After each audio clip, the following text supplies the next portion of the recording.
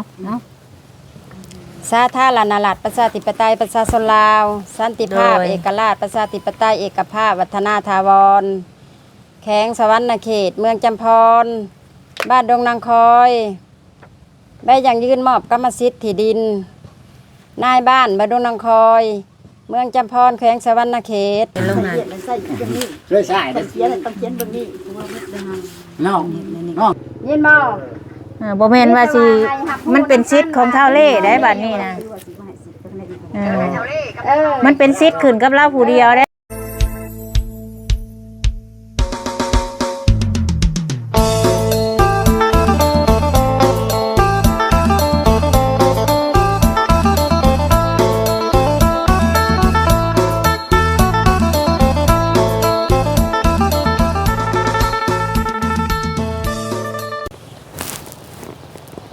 กับสบายดีเด้อสบายดีพ่อแม่พี่น้อง FC เบิดสุขุสุคนเนาะว่า FC ทั้งฝั่งลาวฝั่งไทยและต่างประเทศก็ยินดีต้อนรับเข้าสู่ช่องสบุญมาบ้านเฮาคือเก่าพี่น้องเอ้ยพ่อกันมื้อนี้ก็ยังอยู่เพื่อนเบาเล่หรือว่าไอเล่กับสาวน้อยนี่แหละพี่น้องเนาะที่ว่าให้เพิ่นเว้าเรื่องดินดอนตอนหญ้านี่แหละ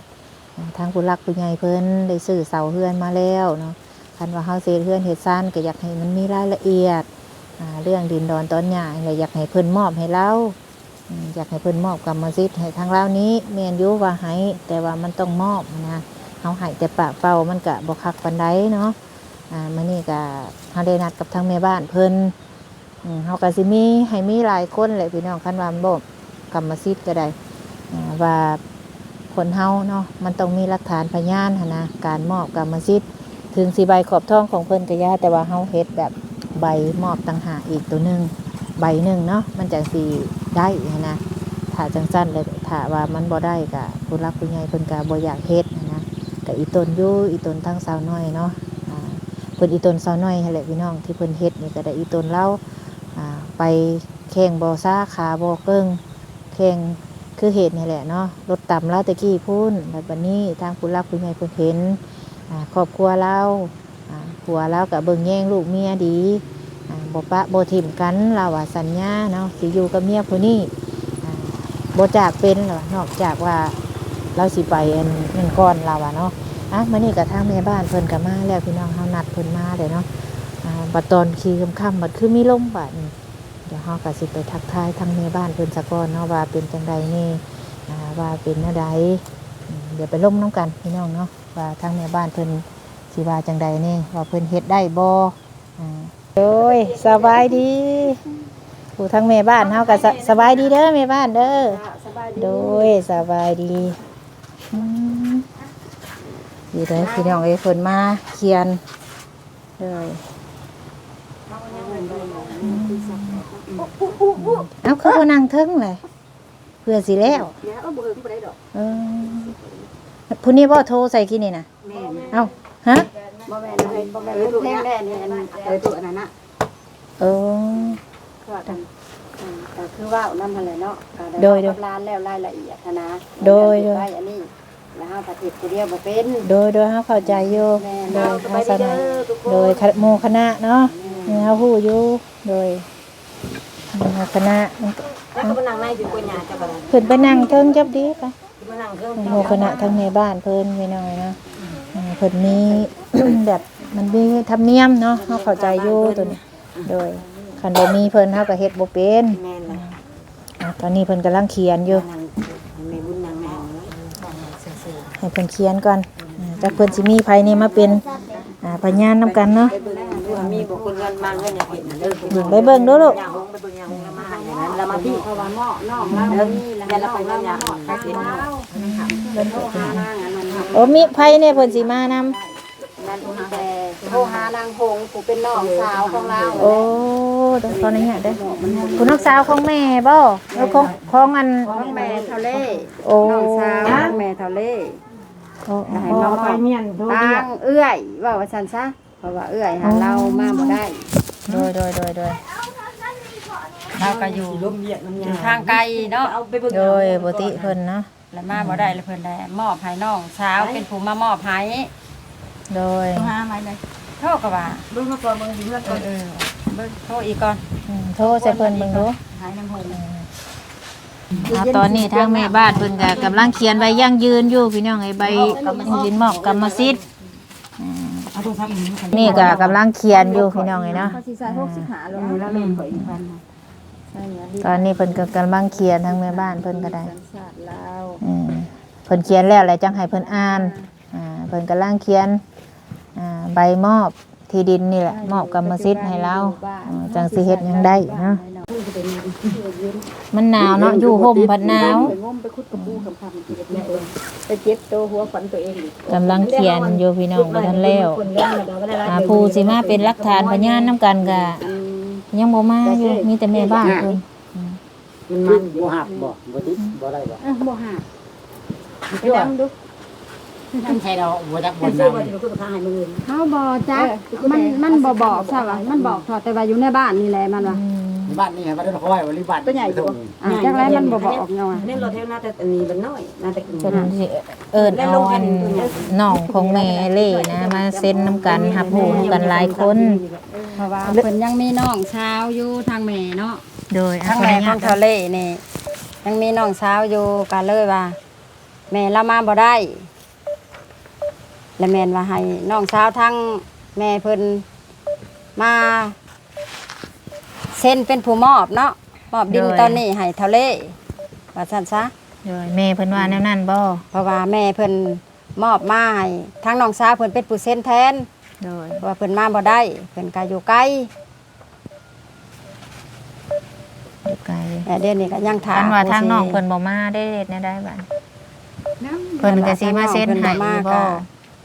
ก็มั่นใจก็ว่าสิเซ็นให้อยู่ดอก เฮาก็อยากให้รับผู้หลายผู้หลายคนเนาะ ก็สิเซ็นให้อยู่เออ พี่มานั่งพี่เจ้าเลย ทางพยานพยานนี่ยังหากะก็บ่ยากดอกพยาน แม่บ้านเพิ่นนั่งอยู่แม่บ้านก็เป็นอยู่แต่ว่าอยากให้ทางน้องเพิ่นได้รับรู้นำ แม่น เนาะ แม่บ้านนี่ก็แม่นอยู่อ้ายเอื้อน้องก็แม่นอยู่หากแต่ว่าก็บ่คักทออ้ายเอื้อน้องสุเพิ่นเอง น้องแท้ๆ คันถ้าว่าบ่มีอ้ายเอื้อน้องอันนี้ก็จำเป็นก็เฮ็ดได้อยู่อันนี้ก็อ้ายเอื้อน้องเพิ่นก็ยังมีอยู่แล้วก็อยากให้อ้ายเอื้อน้องสุเพิ่นนั้นเซ็นมอบให้เอง โดย มันจังคักหั่นนะ โดยอันนี้นั่นได้เขียนแล้วแล้วบ่หรื อั อน ว่า นี้ ใด อันนี้เขียนแล้วนี่ โอ้ลองอ่านเบิ่งดู เด้อสิอ่านสู่พังเด้ โด อย ครับเนาะ สาธารณรัฐประชาธิปไตยประชาชนลาว สันติภาพ โดย เอกราชประชาธิปไตยเอกภาพวัฒนาถาวรแข้งสวรรณเขต เมืองจำพร บ้านดงนางคอยได้อย่างยื่นมอบกรรมสิทธิ์ที่ดิน นายบ้านบ้านดงนางคอย เมืองจำพรแขวงสวรรณเขต ขออย่างยื่นว่าในวันที่18 เดือน 11 ปี 2025ได้มีนางพันธุ์ไสยลิน อายุ65 ปี สัญชาติลาว อาชีพเฮ็ดนา ที่อยู่ปัจจุบันบ้านแก่งกอกเหนือ หน่วย 3 เมืองจำพรแขวงสวรรณเขต พร้อมด้วยพยานครบอายุเกษียณ3 คน ดังมีรายชื่อต่อไปนี้ 1. นางผู้คง อายุแล้วจะเลย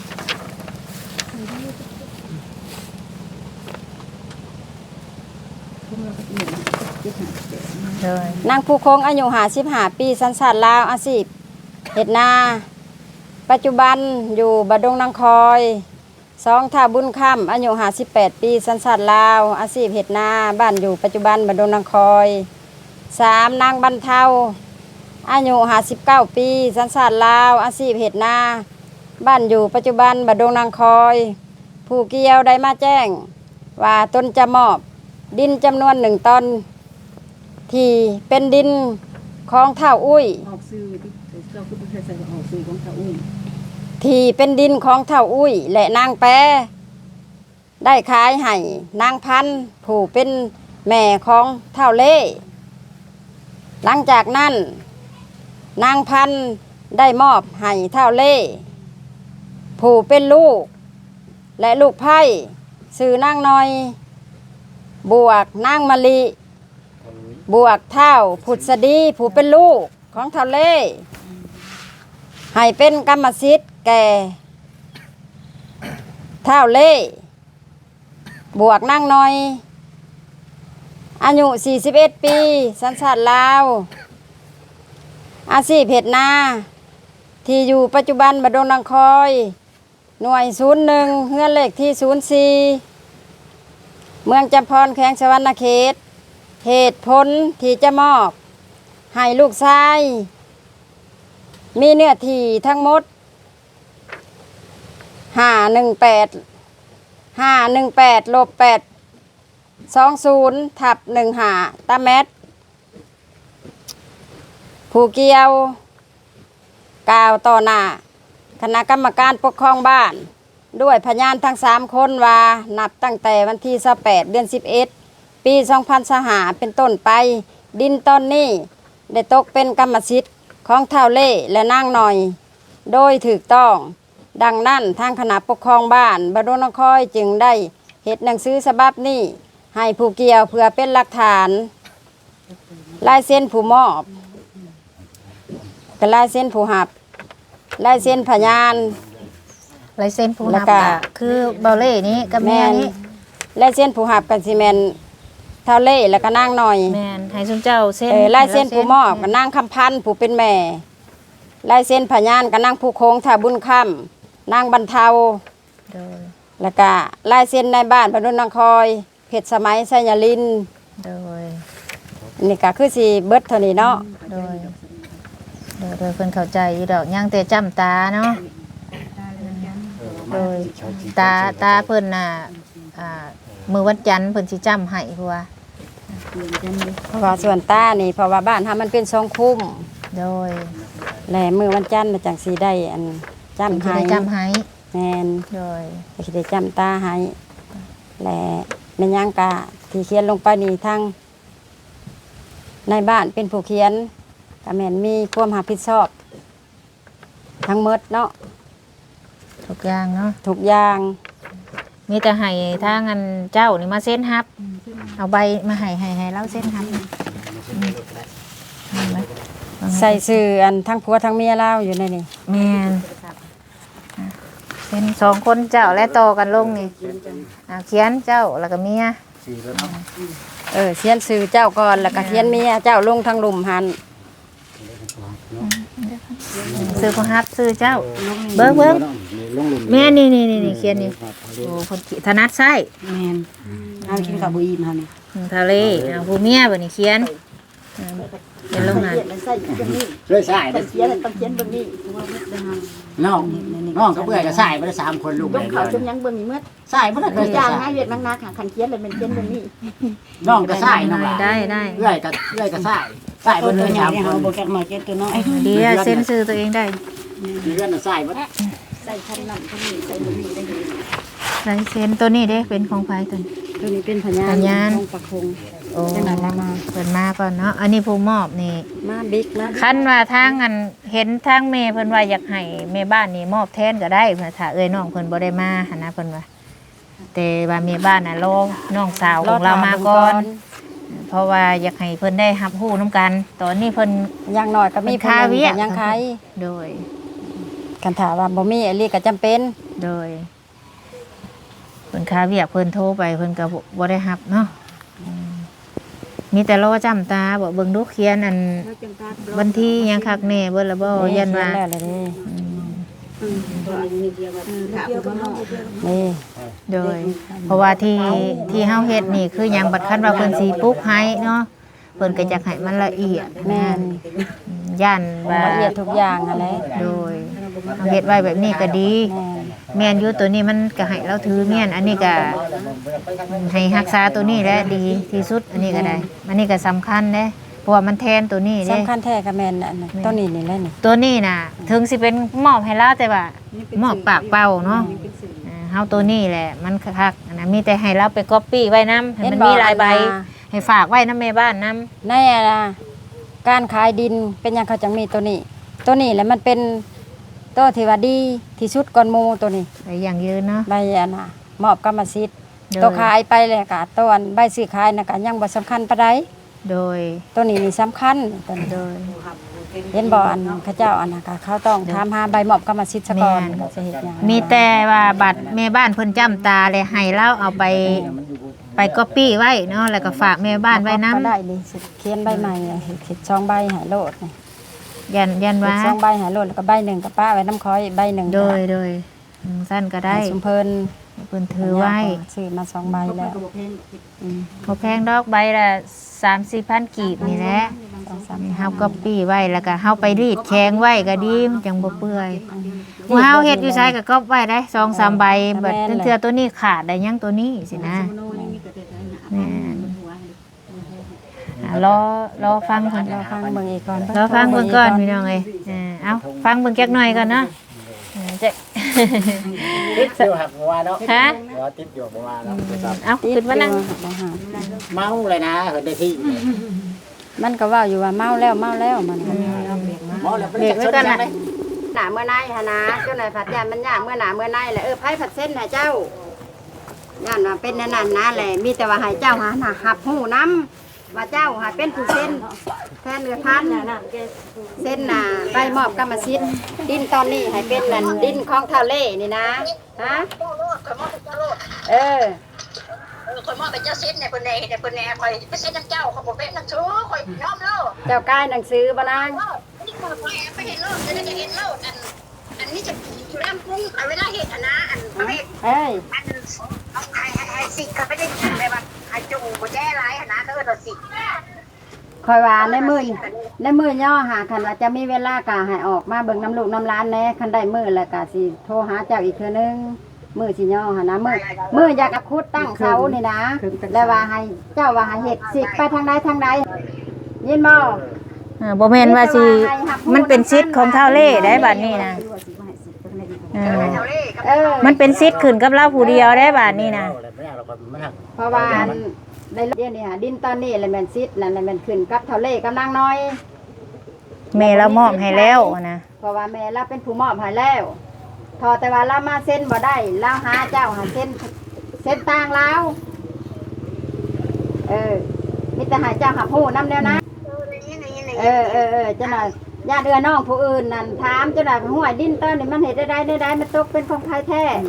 แล้วให้เจ้าหากะว่านำกันผู้หูจักคณะให้เจ้าหาผู้นำ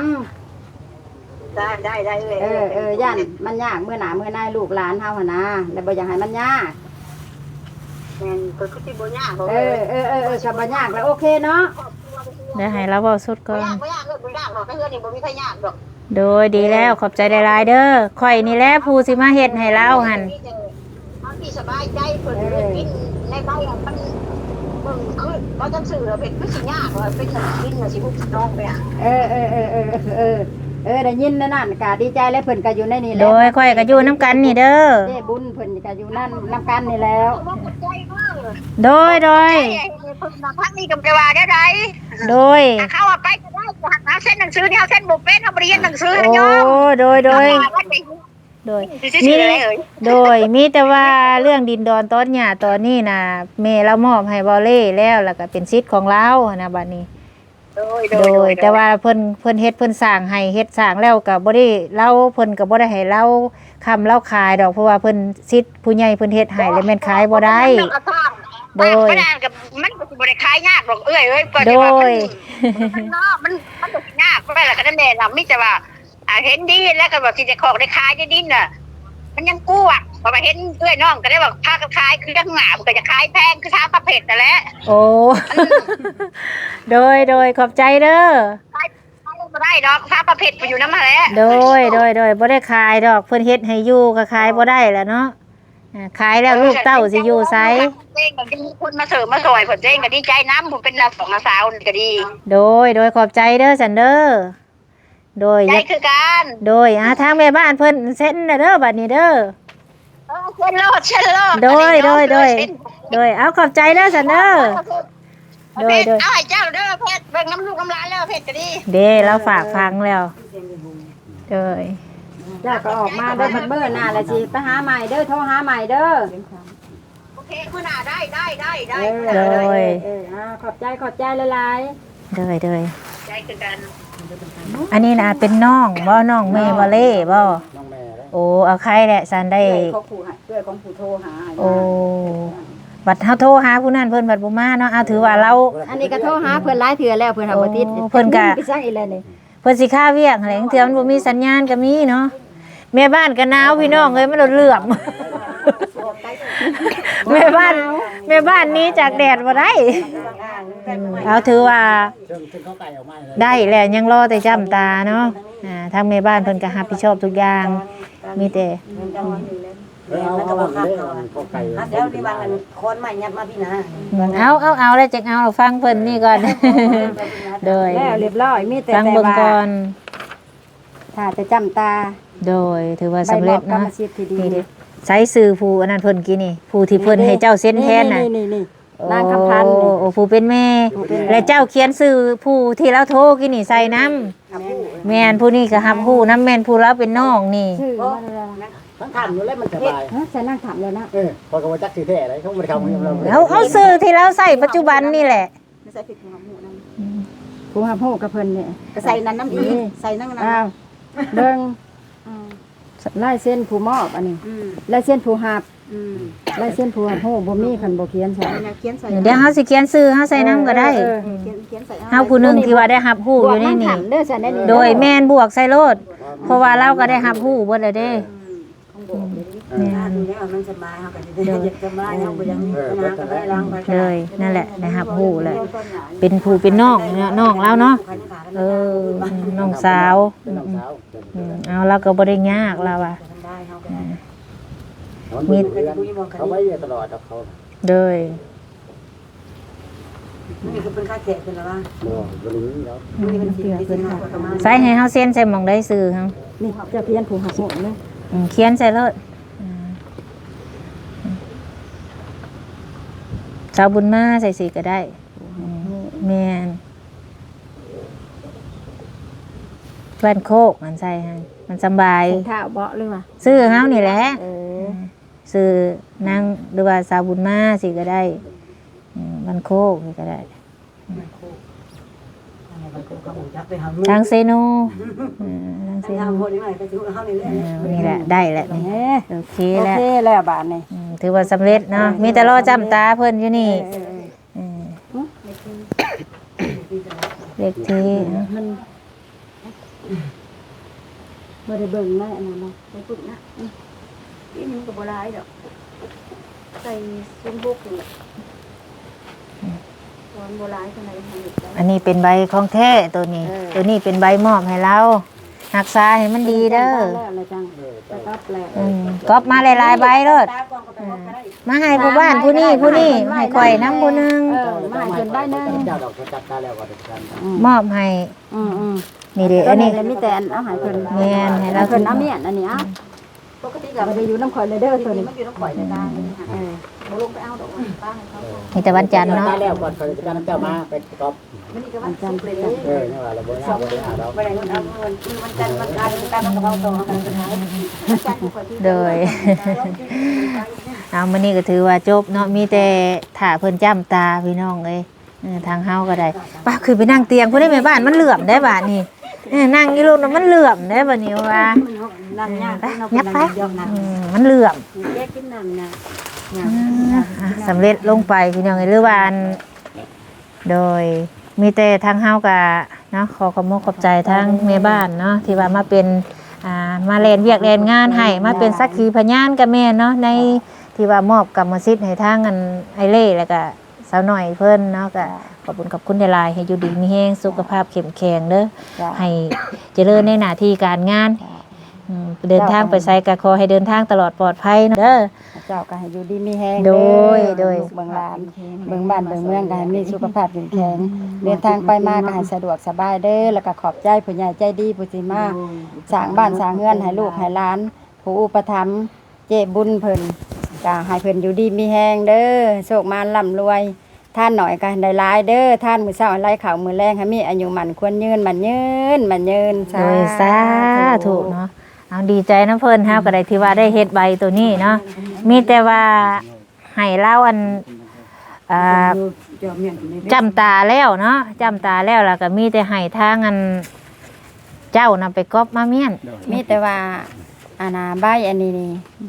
บ่ให้มีปัญหาคาถาว่าอยากตั้งไม่ยั้งขึ้นมื้ออื่นหรือมื้อได้ก็ได้นะยันว่าอยากถาใบอันนี้แล้วบ่ให้ถาก็ได้ บ่ ก่อน มี สิ แผนเฮ็ดก่อนกำแม่นเฮ็ดโดดหันนะ ก่อนสิตั้งเฮือนตั้งศาลมันก็ต้องแบบว่ามันก็รอเงินรอคำอีกก่อนมันได้เสาแล้วก็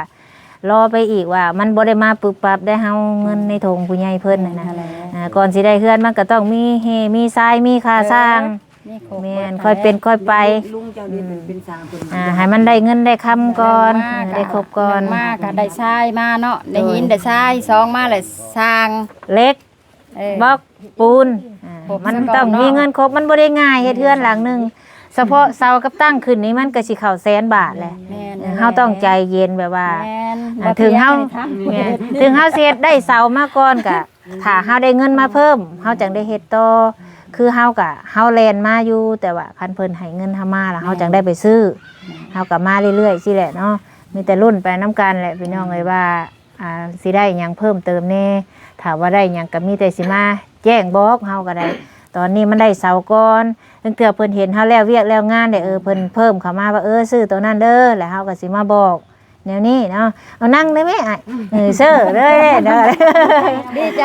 ดีใจเซ่อเห็นบ่ว่ามีแต่เฮาก็คือเฮาอันนี่แหละเสาเนาะได้มานี่ก็เฮาก็รอไปตามขั้นตอนมันได้เครื่องมาครบแหละเรื่องสร้างแล้วเฮาจังค่อยหาบัดนี้คันเฮาหาเพิ่นก่อนล่ะเพิ่นก็ต้องอยากมาเฮ็ด แม่น เฮาก็ได้เครื่องของมาครบแล้วเฮาจังหามือหายามบัดนี้นะได้ค่าสร้างอีกค่าสร้างหรือมันต้องมีค่าสร้างได้เฮ็ดเฮือนเฮ็ดผู้เดียวบ่ได้แล้วบ่คือตูบน้อยเด้ ตูบน้อยก็ยังได้หากระซอยกันนะ คันว่าเฮาได้แล้วเฮาหาสร้างมาเลยก็คือคันว่าเจ้าตัวใดเจ้าเฮ็ดน้ำได้สิเจ้าก็เฮ็ดน้ำเพิ่น แม่น แนวนั้น ก่อนไปน้ำ โดยเฮาก็เบาแฮงไปอีกบ่แม่นว่าเพิ่นมาเฮ็ดให้เฮาสินอนเบิ่งเฮาก็อายได้เนาะ ตัวได้เฮาเฮ็ดได้เฮาก็เฮ็ดน้ มันบ่เป็นดอกมันเพิ่นมันไม่ เฮาเชื่ออยู่แล้วน่ะ เป็นอยู่บ่พูนแนวเฮาเฮ็ด แม่ ได้ นตัวใดเฮา ำ ช่วยเพิ่นได้ แม่ ก็ เฮา ช่ ก็ ว บ่ ย เฮ็ดตัวได้มันเบามันยังเฮาเฮ็ดได้แล้วเฮาก็เฮ็ด โดยมีแต่รุ่นไปนํกันพี่น้องเอ้ยเนาะทาง ว่าบ่ได้น้องใจเพิ่นซ่าถูกเพิ่นอยากจะดีเป็นมื้ออื่นเอ้าอันนี้เพิ่นซื้อปูนเด้อซื้อดินเด้อมาเพิ่นว่าได้มื้ออื่นนี่ โดยเฮาก็ดีใจแล้วเฮาก็ย่านว่ามันเป็นจังใดดิสิออกมาจังใดเด้ย่านพี่น้องเพิ่นบ่มานํกะเราบ่มาก็โทรสิก็โอเคเนาะดีใจอยู่บ่บัดนี้โล่งใจแล้วบ่เจ้าน้อง ซ้ำขึ้นนรกคันนึงแล้ว ช้ำอีกแล้วบ่เพียงคอแล้วบ่ สิได้คันคนตายขึ้นมาแล้ว ชีวิตละบอก ใจมีชีวิตนรก เราว่าครึ่งหนึงมื้อนั้นเราว่า มันนี่คอนเครื่องแล้วเนาะ แม่นเลยเนี่ยอีกประมาณ2นึงเรียกว่าแค่นึงนี่แหละชีวิตนรก เพิ่นก็เห็นนี่แล้วเพิ่นอีต้น ถูก เพิ่นก็ได้ มียังตึกนรกเขาว่า กับเพิ่นเห็นว่าผัวแล้วก็เบิ่งลูกเบิ่งเมียสินะ บ่ป้าบ่ทิมกันเนาะ โดยนั่นแหละ พูดแข่งขาดกับบ่ป้าบ่ทิม นั่น กัน แล้วเพิ่นก็เลยว่าเอ้าลงไปซอยเบิ่งก่อนแต่ว่าได้ซำใดเฮาก็เบิ่งไปนี่แหละเนาะค่อยเป็นค่อยไปนี่แหละจังใดก็ได้ถือว่าแล้วเนาะมื้อนี้เนาะ เอานะบอกเพิ่นในขณะ โอ้ เอาว่าสักเพิ่นนะ โดย ต้นละพันเอาหน่อยใหญ่ไปเลยต้นละพัน โดย แต่ทางเฮาก็มาคือเห็นแบบนี้ก็สิล้มกับเพิ่นนะ โดย เอาขอครึ่งนึง